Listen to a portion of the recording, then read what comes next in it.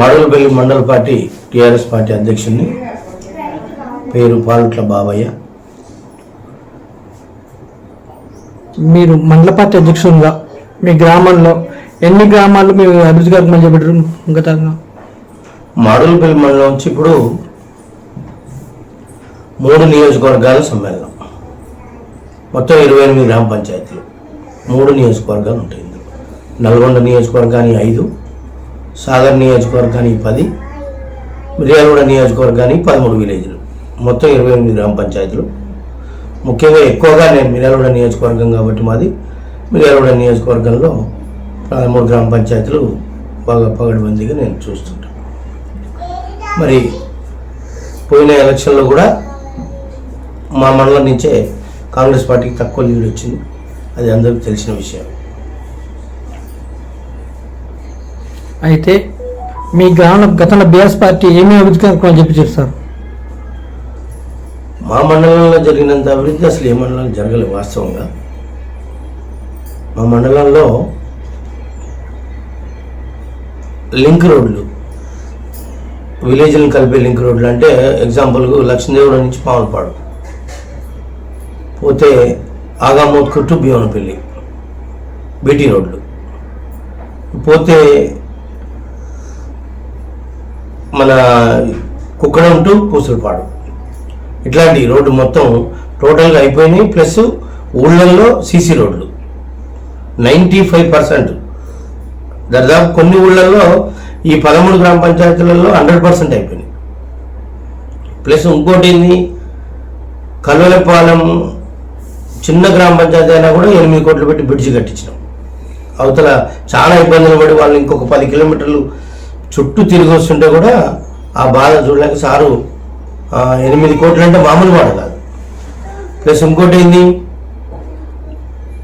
ఈ lift irrigation 10 కోట్లు పెట్టిండు. 10 కోట్ల తోటి ఈ సాగర్ ఎడమకాలం నుంచి మన తోప్చర్ల మీదంగా తోప్చర్ల 2 చర్లకు, ఇసుక బాయగూడానికి, సీత్యాతండకు, బొమ్మకల్లుకు, గణపతి వారిగూడెం, దేవతల బాయగూడెం, ఇన్ని విలేజ్లకు సేఫ్ సైడ్గా ఉండటానికి మార్గంతా చూపించుకుంటూ చెరువులు నింపుకుంటే దానివల్ల చాలా సేఫ్ సైడ్ అయింది. ప్లస్ బొమ్మకల్లో చెక్ డ్యామ్, సల్గునూరులో చెక్ డ్యామ్, చిరుమర్తిలో చెక్ డ్యామ్, ఆగామోత్కూరులో చెక్ డ్యామ్. ఆ చెక్ డ్యాములు కట్టడం వల్ల నీళ్లు నిలబడి గ్రౌండ్ వాటర్ పెరిగి ఈరోజు సాగర్ ఆయకట్టు కింద నాట్లు పెట్టలేదు. మరి ఇక్కడ మా దగ్గర మా మండలంలో మొత్తం నాట్లు పెట్టి బ్రహ్మాండంగా ఉన్నారు. ఇవాళ పంటలు ఇవాళ బ్రహ్మాండంగా పండినాయి. వాళ్ళు అసలు పెట్టని పరిస్థితి, కొన్ని దిక్కులు పెట్టి ఎండిపోయినాయి. ఇక్కడ అట్లా కాదు. మా మండలంలో సోల్పేట కొన్ని విలేజ్లు ఉన్నాయి, సోల్పేట నుంచి వచ్చే వాటర్ ప్లస్ ఈ చెక్ డ్యామ్ల వల్ల అందరు నాట్లు పెట్టి ఇవాళ సుభిక్షంగా ఉన్నారు రైతులు. అంటే ఫుల్ అభివృద్ధి లేదు అని చెప్పడానికి లేదు. ఇక ప్రతి ఊళ్ళల్లో గ్రామ పంచాయతీలు కొత్తగా ఏర్పడ్డ గ్రామ పంచాయతీల బిల్డింగులు, ప్లస్ ఊళ్ళల్లో టోటల్గా మన చెత్త ఎత్తిపోతానికి ట్రాక్టర్లు, వైకుంఠ ధామాలు, ప్రకృతి వనాలు, ఇక ఊళ్ళో డెవలప్ ఇది లేదు ఇది ఉంది అని అనుకుంటా ప్రతి ఒక్కటి టోటల్గా 95% డెవలప్మెంట్ అయింది. అయితే మీ మండల పరిధిలో ఎన్ని గ్రామాలకు తాగునీరు కరెక్ట్గా చూస్తారు? మిషన్ భగీరథ మండల పరిధిలో అంటే 28 గ్రామ పంచాయతీలలో దరిదాపు 90% అందరికి అందుతున్నాయి. ఇవాళ ఉదాహరణ చూసుకోండి, తోప్చర్ల కానీ, ఇసుకబాయిగూడెం కానీ, సీతాతండ కానీ మీరు పోయి అడగండి. ఈ 3 గ్రామ పంచాయతీలలో ఒకప్పుడు వాటర్ ఫుల్ కొరత. ఎందుకంటే చివరి ఆయకట్టు, వరదకాలం కూడా చివరి ఆయకట్టు చెరువులు. ప్లస్ ఇంకోటి ఏంది, ఇక్కడ సాగర్ కింద కాదు, ఇవి ఫుల్ డ్రాట్ ఏరియా. ఈ ఏరియాలో ఈ మిషన్ భగీరథ నీళ్లు రావడం వల్ల, ఇంటింటికి నల్లా రావడం వల్ల వాటితోటే నడుస్తుంది. ఈరోజు బోర్లు ఎండిపోయి అన్ని ఎండిపోయినాయి పరిస్థితి. ఈరోజు మిషన్ భగీరథ వాటరే ఊళ్ళల్లో బతికిస్తుంది. అయితే మీ మండల పరిధిలో ఉన్న గ్రామాలలో రైతు బీమా ఎంతమందికి పే కావాలి సార్ మీరు? రైతు బీమా అంటే కరెక్ట్ క్యాల్కులేషన్ ప్రకారం కాకుండా ప్రతి ఒక్కరికి ఎవరైతే పాస్బుక్ ఉండి చనిపోయిరో వారి ప్రతి ఒక్కరికి అందింది. ఇప్పుడు ఉదాహరణ ఈ చిన్న గ్రామ పంచాయతీలో కూడా అందింది, తోప్చర్ల కూడా అందింది. ప్రతి ఒక్క ఊళ్ళో మండల పరిధిలో ఉన్నటువంటి ప్రతి ఒక్క ఊళ్ళో 5 లక్షల రైతు బీమా ప్రతి ఒక్కరికి అందింది. రాలేదు, నాకు చనిపోయినా కూడా రాలేదు అనేది లేదు.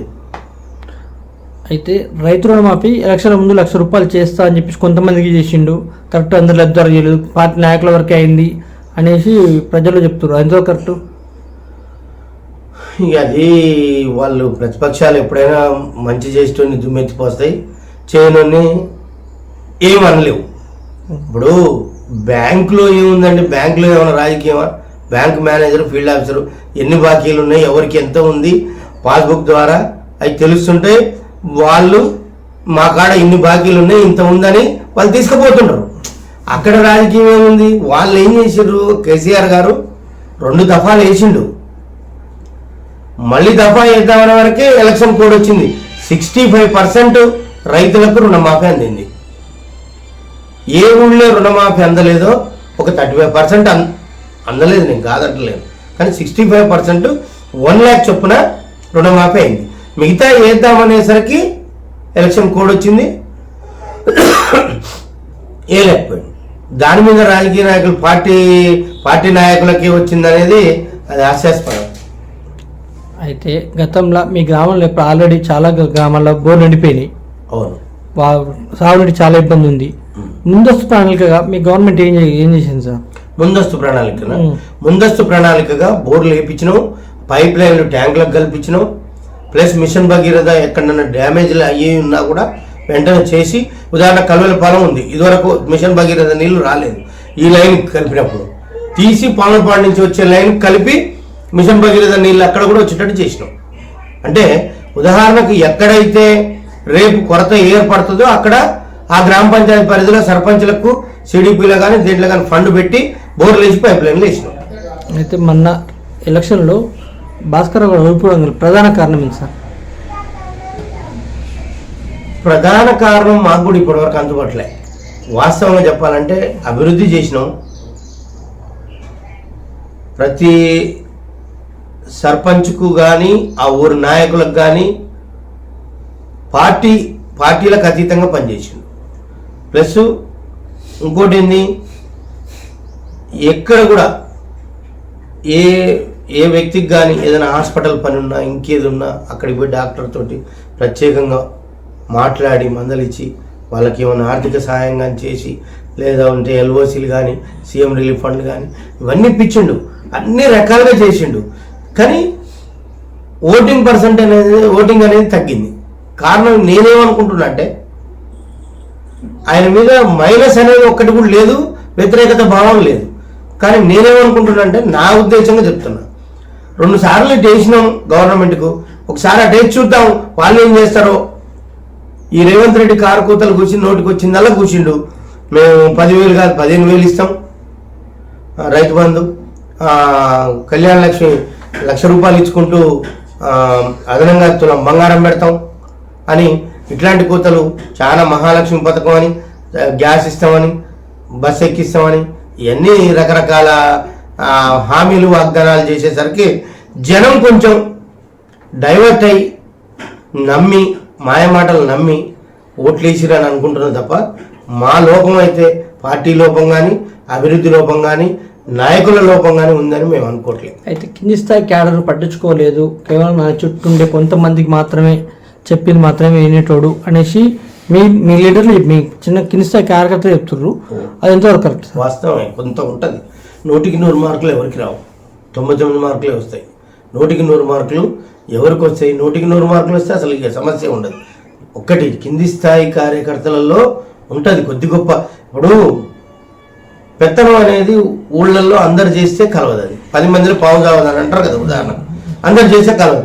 ఆయన మునగాడ, ఆయన మునగాడ, ఈయన మునగాడ అని కొంతమంది పని చేయని వాళ్ళు కూడా మాటలు ఎక్కువ మాట్లాడుతుంటారు. ఆ కార్యకర్త అట్లాంటి వాళ్ళే పట్టించుకోము మేము. వాస్తవంగా చెప్పాలంటే ఏ ఎలక్షన్ కూడా, నేను 30 సంవత్సరాల నుంచి ఎలక్షన్స్ చూస్తున్నాను, నా రాజకీయ జీవితంలో ఎప్పుడు కూడా ఇంత పగడ్బందీగా కింది స్థాయి కార్యకర్తలు కానీ, సెకండ్ క్యాడర్ కానీ, ఎవ్వరు కానీ ఇంత పగడ్బందీగా, ఇంత గట్టిగా ఎవరు ఎప్పుడు కూడా ఎలక్షన్ చేయరు. అంత ఎక్కడ లోపం లేదు, ఎక్కడ లోపం లేకుండా ప్రతి ఒక్కరు కూడా కార్యకర్తలు, కింది స్థాయి కార్యకర్తలు కానీ నాయకులు కానీ మంచిగా పనిచేశారు. దాంట్లో లోపం లేదు. అవన్నీ మాట్లాడుకోవటం కూడా ఒకరిద్దరు మాట్లాడుతుంటే తప్పలేదు. వాళ్ళకు కూడా సరే, ఇప్పుడు ఉదాహరణకి ఏంటంటే ఈ పక్క ఆయనకు అది వచ్చింది, నాకేం రాలేదు అనే కొంత ఈర్ష్యాభావం అనేది ఖచ్చితంగా ఉంటుంది. వాళ్ళని కూడా సార్ ఒకటే మాట అన్నాడు మా భాస్కర్ రావు గారు, ఎక్కడ ఎవరి లోపం లేదు, అభివృద్ధి చేసినాం, మీ కార్యకర్తలు కష్టపడరు. కాకపోతే ఏంటంటే జనం కూడా దేవుళ్ళు లాంటి వాళ్ళు. ఒక్కసారి వాళ్ళ మాయ మాటలు నమ్మి ఒకసారి వేద్దామైందని ఇచ్చింది తప్ప మీ లోపం లేదు అని ప్రతి ఒక్కరు అన్నారు. ప్రస్తుతం ప్రజాపాలన 6 గ్యారంటీ పథకాలపైన ప్రజల స్పందన ఎట్లా ఉంది సార్? మీ మండల ప్రజల స్పందన ఇప్పుడు ప్రజలు అప్లికేషన్ పెట్టుకోమన్నాడు. ప్రజాపాలనలో ప్రతి ఒక్కరు కూడా అప్లికేషన్ పెట్టుకోరు. అప్లికేషన్ పెట్టే క్రమంలో నీకు రేషన్ కార్డు ఉందా లేదా, నీకు ఆధార్ కార్డు ఉందా లేదా, నీకు ఇల్లు ఉందా లేదా, నీకు పెన్షన్ ఉందా లేదా, ఎట్సెట్రా ఎట్సెట్రా, నీకు కరెంట్ ఉందా లేదా, కరెంట్ బిల్లు ఉందా లేదా, అన్ని రకాలుగా అడిగిండు ఆ అప్లికేషన్లో. అడిగినప్పుడు నీకు అన్ని అప్లికేషన్లు నీకు అందినాయి. నీకు అందినప్పుడు నీకు ఆల్రెడీ రాష్ట్రంలో కానీ, గ్రామంలో కానీ, మండలాల్లో కానీ, పట్టణాలలో కానీ ఉన్న బయోడేటా మొత్తం నీకు తెలిసింది. మళ్ళీ నేను కరెంటు తీస్తా, కరెంటు బిల్లు మాఫీ చేస్తా, నేను ఇది చేస్తా, అది చేస్తా, నాకు ఫస్ట్ నీకు రేషన్ కార్డు నువ్వు ప్రతి ఒక్క మహిళకి 2500 ఇస్తా అన్నావు. తర్వాత మళ్ళీ నేను రేషన్ కార్డు ఉంటేనే ఇస్తా అంటున్నావు. రేషన్ కార్డు లేవనే అప్లికేషన్ పెట్టి ఇవ్వాలా. 50% రేషన్ కార్డు లేవు. 50% రేషన్ కార్డు లేనప్పుడు నువ్వు ఎందుకు ఇవ్వట్లేవు? ఇవ్వాలి కదా. ఇచ్చిన వాళ్ళకి పథకాలు ఇస్తాన్నావు కదా.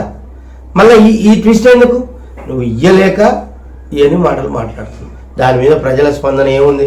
ఈ అమ్మ వీడు ఏదో చేస్తాం అనుకున్నారు కానీ ఏం చేయడరా వీడు, ఒట్టి మాయ మాటలు చెప్పి మనతో ఓట్లు వేయించుకోరని జనాలు కొద్దిగా నోరు నాలుక కరుచుకుంటారు. తెలిసి వచ్చింది చాలా మందికి, జనానికి. వాళ్ళు కూడా అర్థం చేసుకోరు ఎవరెంత చేస్తారనేది. 5 ఏళ్ళ 9 ఏళ్ల పాలన, 10 ఏళ్ల పాలన కేసీఆర్ది చూసిరు.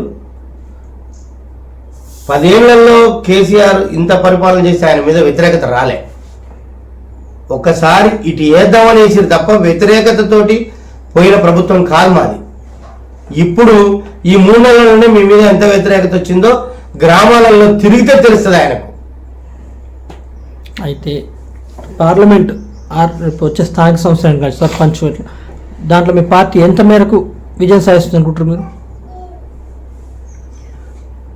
మేము ఖచ్చితంగా 17 స్థానాలకు పోటీ చేసినప్పుడు గ్యారంటీగా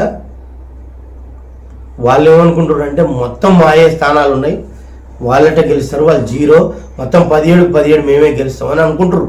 అది వాపం చేసి బల్బ్ అనుకోవటమే. నీకేసింది ఏమున్నా ఒకసారి నిన్నేదో ఏం ఉద్ధరిస్తావో చూద్దామని వేసారు తప్ప, లేకపోతే నువ్వేదో చేస్తావని కాదు, నువ్వేదో చెప్పినవని కాదు. నీకు కనీసం అనుభవం లేదు. ఒక మంత్రి పదవి చేసినోని కాదు, ఇదివరకు గతంలో నువ్వేదో పదవి చేసినోని కాదు, రాష్ట్రం యొక్క అడ్మినిస్ట్రేషన్ నీకు తెలియదు, ఎక్కడ ఏ బడ్జెట్ ఉంది తెలియదు, ఏది తెలియదు. నీకేం తెలియనప్పుడు నువ్వు ఈ పథకాలన్నీ చెప్పి ఏ రకంగా చేస్తామని ప్రజలు నమ్ముతారు? నమ్మరు. కాకపోతే ఒకసారి నీ మాయ మాటలకు లోబడి కొంత నమ్మిర్రు, కొంత ఎంప్లాయీస్ అనేవాళ్ళు మాకు వ్యతిరేకంగా చేసి కొద్దిగా మా ప్రభుత్వానికి. కానీ ఈసారి అట్లా జరగదు. జనాలు అంతా తెలుసుకున్నారు, నువ్వేం చేయలేవు అనేది తెలుసుకున్నారు. కాబట్టి మళ్ళీ మాకు కూడా సముచిత స్థానం కల్పిస్తారు, మళ్ళీ మమ్మల్ని చేస్తారు. ఖచ్చితంగా మాకు మళ్ళా స్వాగతం పలుకుతారు. చివరగా మీ మండల ప్రజలకు మీరేం చెప్తాం అనుకుంటారు సార్? మా మండల ప్రజలకు ఒకటే చెప్తున్నాను నేను, కేసీఆర్ ప్రభుత్వం మాత్రమే చేయగలుగుతుంది, ప్రాంతీయ పార్టీ మాత్రమే చేయగలుగుతుంది. నేషనల్ పార్టీలు అనేవాళ్ళు ఏమున్నా వాళ్ళు రాష్ట్రంలోని ప్రతి సమస్యను అక్కడికి నేషనల్ దాకా తీసుకుపోలేరు, వీళ్ళు తీసుకుపోయి అమలు చేయలేరు. కాబట్టి మనం పార్లమెంట్లో మన గొంతు వినపడాలంటే, మళ్ళీ మనం పనులు చేసుకోవాలంటే ఖచ్చితంగా ప్రాంతీయ పార్టీ మనం టీఆర్ఎస్ పార్టీ మళ్ళా ఖచ్చితంగా ఓట్లు వేయాలనేది ప్రజలందరికీ నేను మనవి చేస్తున్నా. ఇంకోటి ఏంటంటే, ప్రజలకు ముఖ్యంగా చెప్పేది ఏంటంటే, గత ప్రభుత్వాన్ని చూడండి, ఇప్పుడు ప్రభుత్వాన్ని చూడండి, గతంలో ఇంకా ఉన్న ప్రభుత్వాలు నేషనల్ పార్టీలు అయినా సరే, ఇంకే పార్టీలు అయినా సరే, ప్రాంతీయ పార్టీలు అయినా ఎవరైనా చూడండి, ఒక అడ్మినిస్ట్రేషన్ అనేది కేసీఆర్కి తెలిసినంతగా ఎవరికి తెలియదు. ఏ ప్రభుత్వాలు కూడా ఇన్ని పథకాలు చేయలేదు, ఇన్ని పనులు చేయలేదు, ఇంత అభివృద్ధి జరగలేదు. కాబట్టి మళ్ళీ మా ప్రభుత్వాన్నే, మళ్ళీ మా పార్టీకే ప్రజలు ఓట్లేయాలని ఈ సందర్భంగా తెలియజేస్తున్నారు.